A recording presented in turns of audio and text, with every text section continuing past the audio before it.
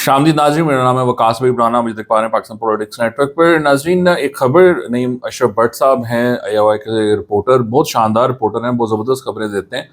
उन्होंने एक खबर दी है, उन्होंने कहा है कि इमरान खान और बुशरा बीबी ने ये दरख्वास्त की है कि उनसे बैरिस्टर सैफ की मुलाकात करवाई जाए, और ये दरख्वास्त डियाला जेल के जो सुपरिटेंडेंट हैं उनके थ्रू बैरिस्टर सैफ तक पहुँच चुकी है, और बैरिस्टर गोहर को भी बता दिया गया है, और ये मुलाकात होने के इम्कानात हैं। ये उन्होंने खबर दी है, तो obviously this is a huge development. बड़ी बात है कि इमरान खान खुद किसी को कह रहे हैं कि जी मेरी मुलाकात करवाएं इन साहब से, और वो साहब जो हैं वो जाने माने जाते हैं कि जी ये इस्टेब्लिशमेंट के फ्रंट मैन हैं, या ये इस्टेब्लिशमेंट सपोर्टर है। At least that's what PTA tells us. और वो अली मीन गंडापुर के साथ उनको यही जोड़ा जाता था कि ये बैरिस्टर साहब जो हैं ये बेसिकली इस्टेब्लिशमेंट के एजेंट हैं इस काबीना में। और उसके बाद फिर उनको फारिग भी कर दिया गया। जब सुहेल अफरीदी साहब आए तो बैरिस्टर साहब वहाँ पर नहीं रहे। अब ये कहा जाना कि इमरान खान ने बैरिस्टर सैफ से मिलने की मुलाकात की है, तो ज़ाहिर बात है कि ये बैरिस्टर सैफ से मिलने की दरख्वास्त की है, तो ये ज़ाहिर बात है कि ये बड़ी अलार्मिंग एक चीज़ है कि इमरान खान क्यों मिलना चाहते हैं बैरिस्टर सैफ से, जो कि as being told by PTI कि वो तो एस्टेब्लिशमेंट के बंदे हैं। लेकिन फिर मैंने पता किया एस्टेब्लिशमेंट से, मैं कहा जी एस्टेब्लिशमेंट वालों को पूछ लेते हैं, अगर उन्हीं का बंदा मिलने जा रहा है तो मैंने कुछ सिक्योरिटीज़ राय से पता किया, तो उन्होंने कहा जी एब्सोल्युटली फेक न्यूज़, कोई इसमें सच्चाई नहीं है, कोई इसमें मामला नहीं है। Naeem Ashraf but, I mean he is a great reporter, I really like the guy, he is a fantastic reporter. और उसमें उन्होंने बड़ी ज़बरदस्त खबरें दी हैं, पर इस मामले पर security officials as of now वो डिनाई करते हैं कि ऐसा कोई भी मामला है, ऐसा कोई भी मामला हुआ है कि जिसमें डियाला जेल के सुपरिटेंडेंट ने बैरिस्टर सैफ को कहा हो, या कोई इस तरह का मामला चल रहा हो कि उनकी मुलाकात करवा दी जाएगी।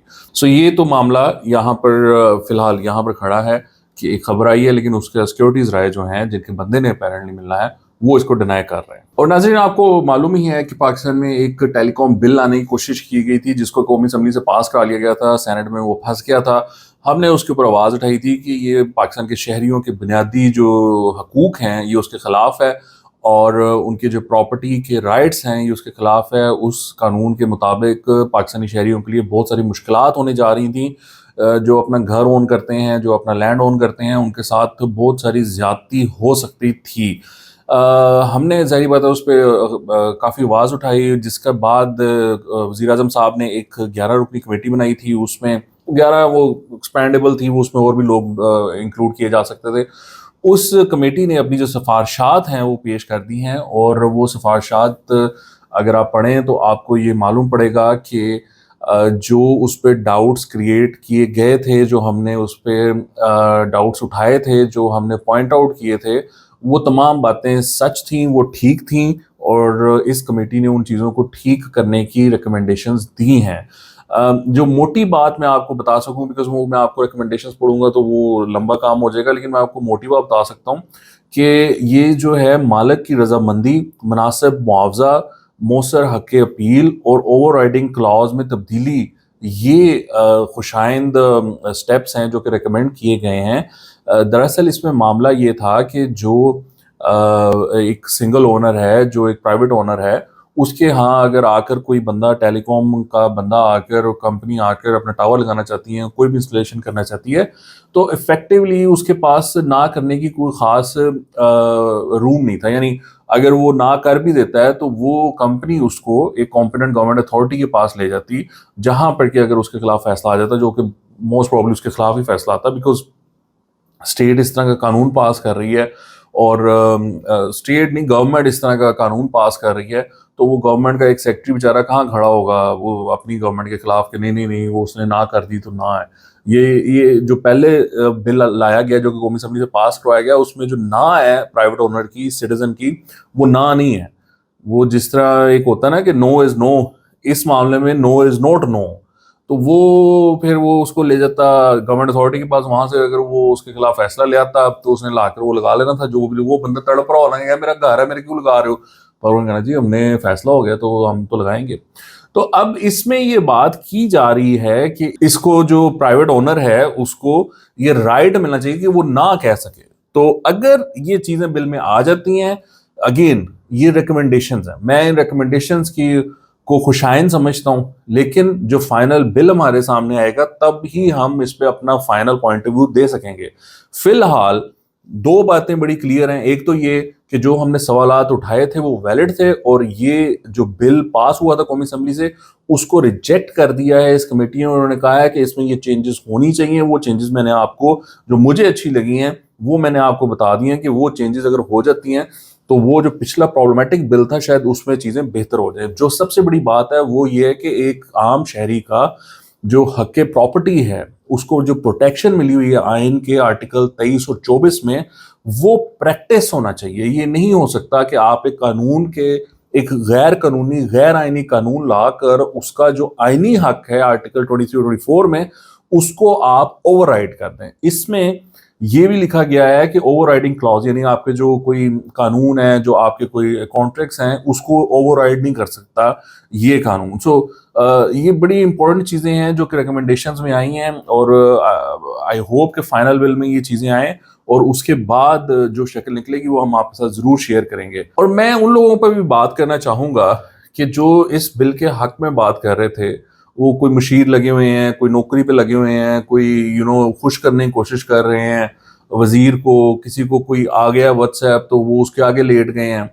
कि भाई अपना दिमाग इस्तेमाल किया करो, आप कम से कम सोचा करो कि आप जिस चीज़ को साथ दे रहे हो या जिसके साथ खड़े हुए हो वो पाकिस्तान की अवाम के बुनियादी हकूक़ के ख़िलाफ़ है। अब जबकि ये बात साबित हो गई है तो I think this is also a slap on their faces कि जो लोग पुट्ठी पुट्ठी जो है वो तौजीहात पेश कर रहे थे कि जी ये इस तरह हो जाएगा, ये इस तरह है, ये आपको समझ नहीं आई, इसमें ये लिखा हुआ है, इसमें वो लिखा हुआ है, वो ऐसी फनकारियां लगाने की कोशिश कर रहे थे। हालांकि वो जो बिल में लिखा हुआ था वो बड़ा क्लियर था, और वो मैं तो सबसे पहले मैंने ये कहा था कि ये एंटी कॉन्स्टिट्यूशन है, ये अनकॉन्स्टिट्यूशनल बिल है।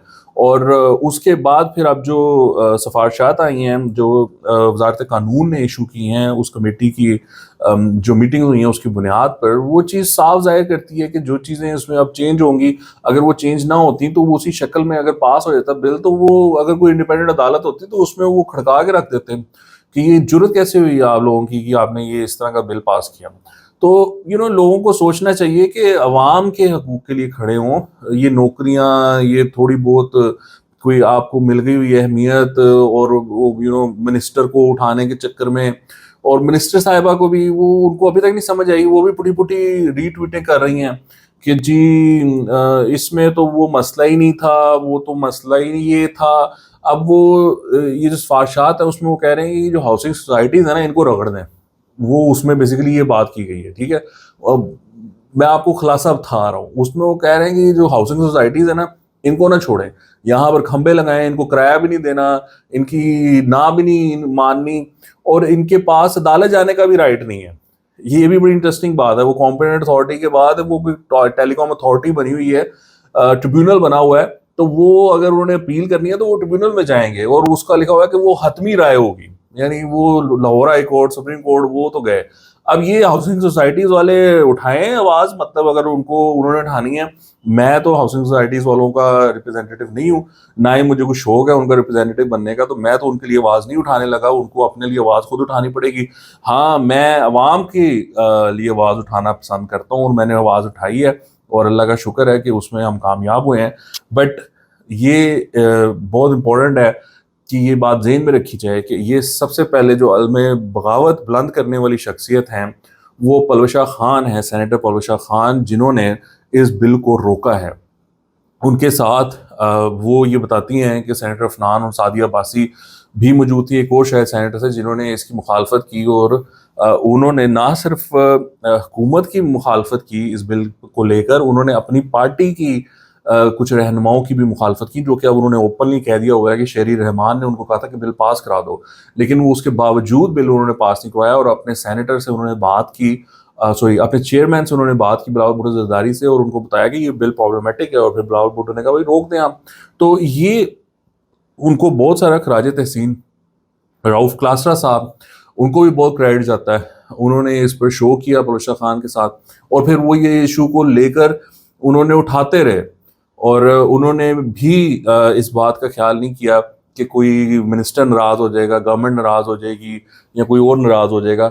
मैंने जब फ़ौरन वो शो देखा और मैंने फिर इसको पिक किया, टॉक टू पलशा खान साहिबा जो कि सेनेटर हैं, और मैंने जब बिल को पढ़ा और फिर मैंने डिजिटल प्लेटफॉर्म्स जो हैं वहाँ पर अपने तय कोशिश की कि लोगों को अवेयरनेस दी जाए, लोगों को बताया जाए कि ये एक बहुत प्रॉब्लमेटिक बिल है जिसको किसी सूरत भी पास नहीं होना चाहिए और इसके ख़िलाफ़ लोगों को अपनी आवाज़ उठानी चाहिए। और लोगों ने आवाज़ उठाई, बहुत सारे सहाफ़ी, बहुत सारे वकला, बहुत सारे जो राइट्स मूवमेंट के लोग हैं, रिप्रेजेंटेटिव्स हैं, आम आवाम, उन्होंने उसको समझा, बात समझी और उन्होंने आवाज़ उठाई और ये कामयाबी का सेहरा उन सब के सर जाता है। और नाज़रीन, आज आपसे ये भी मैं बात करना चाहता हूँ कि पाकिस्तानी कितने कमाल लोग हैं, कितने ग्रेट लोग हैं और कितने हॉस्पिटेबल लोग हैं, कितने मेहमान नवाज लोग हैं, कि मैं तो हैरान रह गया हूँ। And salute to all Pakistanis, I am so proud of you people कि आप लोग कमाल लोग हो यार। मतलब हमारे जो चैलेंजेस हैं, हमारी मुश्किलात जो हैं, गुर्बत है, जितने हमारे मसले मसाइल हैं, जितनी हमारे यहाँ नेगेटिविटी है, हमारे यहाँ इतनी ज़्यादा स्ट्रगल है, उसके बावजूद भी आप लोगों में वो नेगेटिविटी नहीं है, आप में वो करख्तपन नहीं है कि आप बाहर से जब कोई मेहमान आता है तो आप उसको इतने प्यार से ट्रीट करते हैं, ऐसे आप उसको जो कहते हैं ना आंखों पे बिठा के रखते हैं। कमाल लोग हो यार आप। और ये ज़्यादातर वो लोग हैं जो मतवसत तबके से ताल्लुक़ रखते हैं, गरीब लोग हैं, ये लोग उनकी मेहमान नवाजी में आगे आगे होते हैं। And I am so impressed by that कि ये एक व्लॉगर हैं, ट्रैवल व्लॉगर हैं, वो पाकिस्तान आए हुए थे और वो अभी उन्होंने एक इंटरव्यू दिया एक इजरायली टीवी को। ठीक है, वो इजरायली टीवी पे बैठा हुआ है, तो उसने उसको पूछा कि आपने कितने मुल्क फिर लिए हैं। उसने कहा पैसों के बगैर मैंने कोई 50 की फिर लिए हैं। तो उसने कहा इन जनरल पैसों के मतलब जो, उसने कहा वो तकरीबन 60 के करीब है। तो उसने कहा बेस्ट मुल्क कौन सा है? तो उसने कहा great country is Pakistan.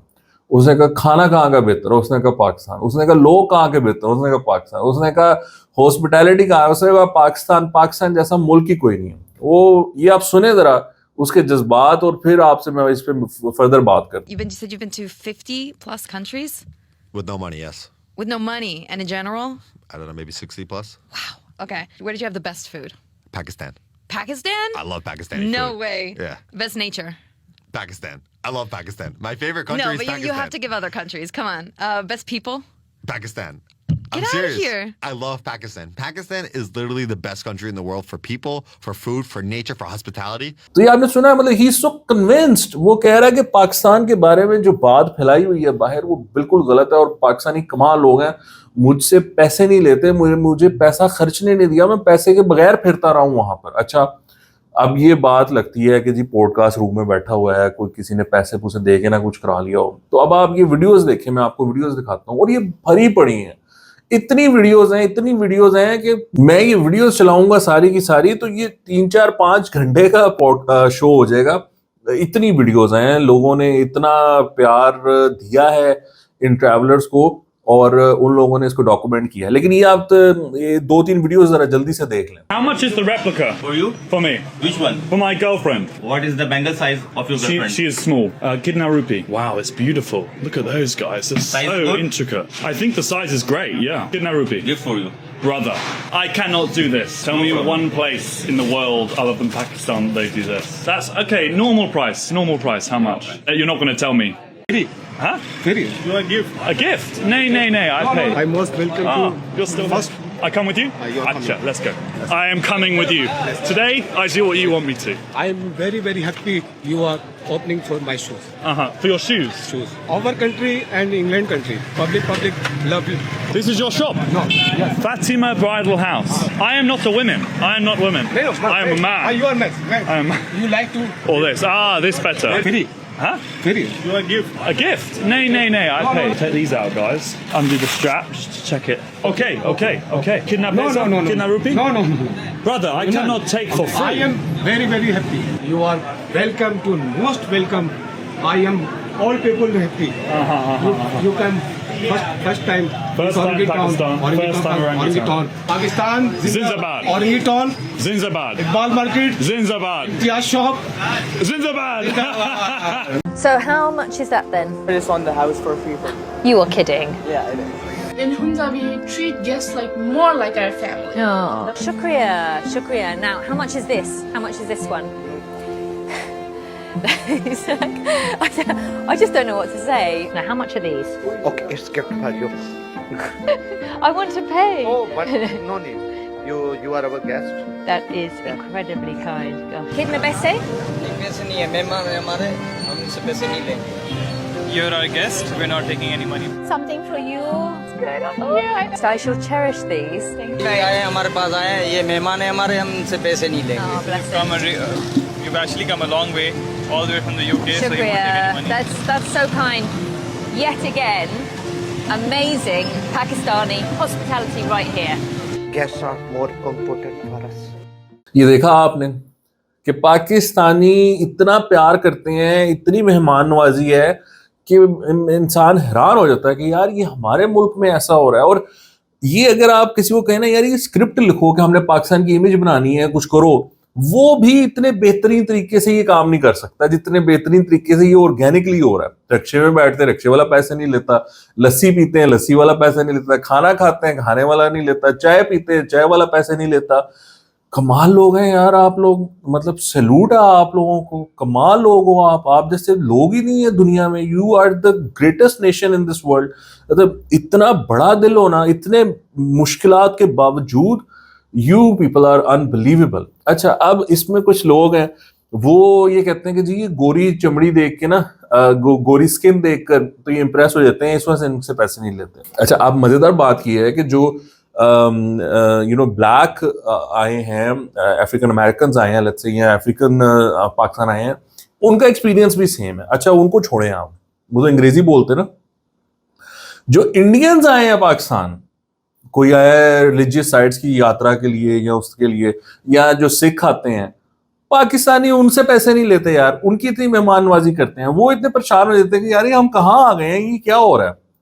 So that's not a valid argument. अच्छा जी, ये दूसरे लोग हैं जो बाहर बैठे हुए हैं, बाहर मुल्क बैठे हुए हैं, उनसे ये वीडियोस बर्दाश्त नहीं हो रही। मैंने ट्विटर पे लगाई हैं और उनका बुरा हाल हो गया ये वीडियोस देख के, वो उनसे बर्दाश्त नहीं हो रही ये चीज़। तो मेरा देखो, आपको पाकिस्तानियों को पता नहीं है, आप रहते हो बाहर, और अगर तो कोई पैदा वहाँ हुआ है तो उसको उसके वालिदैन जो हैं वो उल्टी पुल्टी कहानियाँ सुनाते हैं, because they have to justify why they left Pakistan.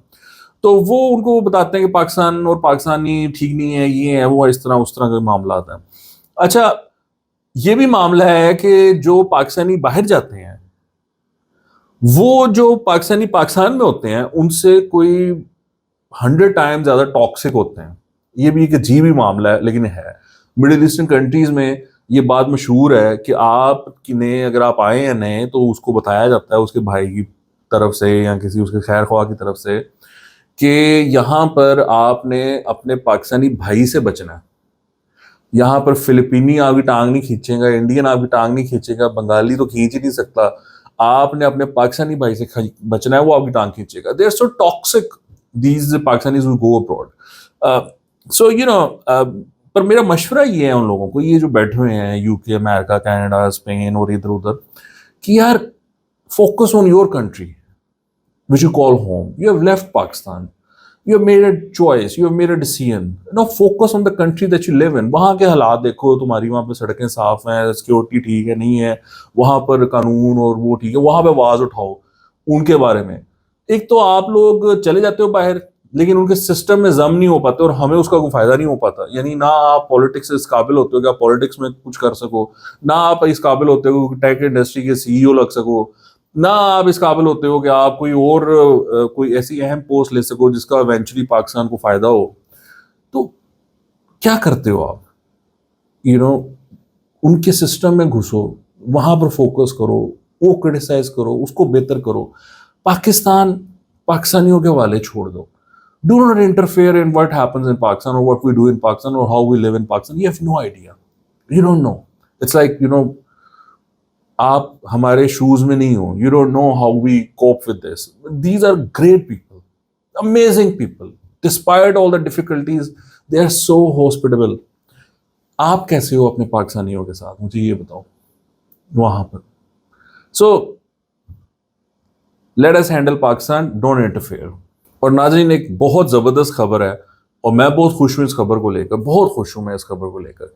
वो ये है कि पाकिस्तान में जो इम्पोर्टेड गाड़ियां हैं जो जापान से हम इम्पोर्ट करते हैं उनके प्राइसेस में रिडक्शन होंगे। अब आई थिंक जहां से मर्जी आप इम्पोर्ट करें बट मेजोरिटी जापान से इम्पोर्ट होती हैं। वो ये है कि 660 सीसी गाड़ी जो है उस वो इट इज एक्सपेक्टेड, ठीक है, expected, it's not finalised but expected to be cheaper by 3 to 5 lakhs। That's a great news, fantastic, बहुत जबरदस्त खबर है। और जो 1300 सीसी इंपोर्टेड कार है वो एक्सपेक्टेड है कि वो 5 से 7 लाख सस्ती हो जाएगी। और 1800 सीसी जो इंपोर्टेड गाड़ी है वो एक्सपेक्टेड है कि वो 10 लाख प्लस सस्ती हो जाएगी। और ये बहुत ज़बरदस्त मेरे ख्याल से हुकूमत का और IMF का कदम है। इससे जो गरीब आदमी है जो 660 सीसी गाड़ी लेना चाहता था वो इस टाइम संभाली नहीं जाती, वो 35 से 40, 42, 43, 44, 45 लाख में पहुंची हुई है 660 सीसी गाड़ी, सोचें जरा। सो वो नहीं होना चाहिए, उसको सस्ता होना चाहिए। और इस रिडक्शन से आई थिंक काफ़ी फ़ायदा होगा और लोग जो गाड़ियां लेना चाहते हैं को 5 लाख का गैप अगर आ जाता है तो 35 वाली अगर 30 की हो जाती है तो जो ऑल्टो लोग लेते हैं वो कहेंगे गोली मारो ऑल्टो को यार, ये जापानी लेते हैं, which is obviously a better choice in any case. Local Alto is the worst car ये that you can buy. Local Suzuki की जो ये कल्टस है, ये गाड़ियाँ हैं, टोयोटा शोटा, ये सब गंद है, फजूल गाड़ियाँ हैं।